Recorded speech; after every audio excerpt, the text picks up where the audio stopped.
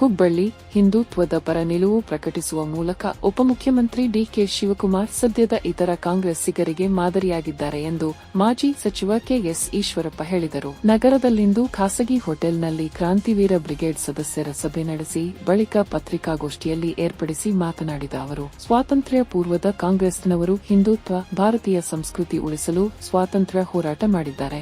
ಆದರೆ ಸದ್ಯ ಭಾರತೀಯ ಸಂಸ್ಕೃತಿ ನಾಶ ಮಾಡಲಾಗುತ್ತಿದೆ. ಇಂತಹದ ನಡುವೆ ಹಳೆಯ ಕಾಂಗ್ರೆಸ್ನವರ ರಕ್ತ ಇನ್ನೂ ಅನೇಕ ಕಾಂಗ್ರೆಸ್ ನಾಯಕರಲ್ಲಿದೆ. ಅವರಲ್ಲಿ ಡಿಕೆ ಶಿವಕುಮಾರ್ ಮಾದರಿಯಾಗಿದ್ದಾರೆ ಎಂದರು. ಕಾಂಗ್ರೆಸ್ನಲ್ಲಿ ಮತ ಬ್ಯಾಂಕ್ಗಾಗಿ ಮುಸ್ಲಿಂರ ತುಷ್ಟೀಕರಣ ಮಾಡುವ ಕಾರ್ಯ ಮಾಡಲಾಗುತ್ತಿದೆ. ಆದ್ರೆ ಡಿಕೆ ಶಿವಕುಮಾರ್ ತ್ರಿವೇಣಿ ಸಂಗಮದಲ್ಲಿ ಸ್ನಾನ ಮಾಡುವ ಮೂಲಕ ಹಿಂದುತ್ವದ ಬಗ್ಗೆ ಜಾಗೃತರಾಗಿದ್ದಾರೆ. ತಾವು ಹಿಂದೂವಾಗಿ ಹುಟ್ಟಿದ್ದೇನೆ, ಹಿಂದೂವಾಗಿ ಸಾಯುತ್ತೇನೆ ಅಂತ ಹೇಳಿದ್ದಾರೆ. ಹಳೆಯ ಕಾಂಗ್ರೆಸ್ನವರ ಆತ್ಮಕ್ಕೆ ಮಾದರಿಯಾಗಿ ಡಿಕೆಶಿ ಮುಂದು ಬಂದಿದ್ದಾರೆ ಎಂದು ಹೇಳಿದರು.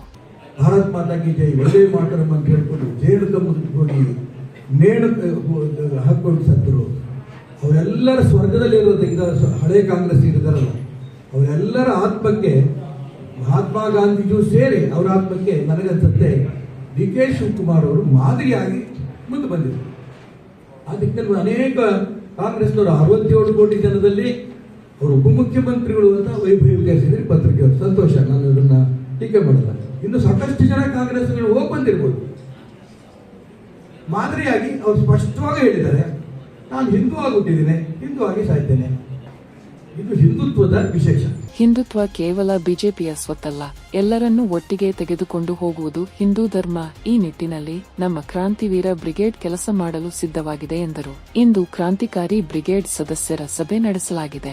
ದಲಿತರು, ಹಿಂದೂಗಳ ವರ್ಗದವರು ಹಾಗೂ ಹಿಂದೂ ಸಮಾಜಕ್ಕೆ ತೊಂದರೆಯಾದಾಗ ಸರಿ ಮಾಡುವ ದಿಕ್ಕಿನಲ್ಲಿ ಕೆಲಸ ಮಾಡಲು ರೂಪುರೇಷೆಗಳನ್ನು ತಯಾರಿಸಿದ್ದೇವೆ ಎಂದರು. ಮುಂದಿನ ದಿನಗಳಲ್ಲಿ ತಾಲೂಕು, ಜಿಲ್ಲೆಗಳಲ್ಲಿ ಬ್ರಿಗೇಡ್ ಸಮಿತಿ ರಚನೆ ಮಾಡಲಾಗುವುದು. ಸಂಘಟನೆಯನ್ನು ಕಟ್ಟಿ ಸಮಾಜದ ಋಣ ತೀರಿಸುವ ಕೆಲಸ ಮಾಡಲಾಗುವುದು ಎಂದು ಹೇಳಿದರು. ಪತ್ರಿಕಾಗೋಷ್ಠಿಯಲ್ಲಿ ಅಮರೇಶ್ವರ ಸ್ವಾಮೀಜಿ, ಮಾದುಲಿಂಗ ಮಹಾರಾಜ, ಆಲಗೂರಿನ ದರಿದೇವರು, ಕೆಂಚರಾಜ ಸ್ವಾಮೀಜಿ, ಶಿವಕುಮಾರ್ ಸ್ವಾಮೀಜಿ, ಬ್ರಿಗೇಡ್ ಅಧ್ಯಕ್ಷ ಬಸವರಾಜ ಬಾಳಿಕಾಯಿ, ಬಸವರಾಜ ನಿಡಗುಂದಿ ಇದ್ದರು.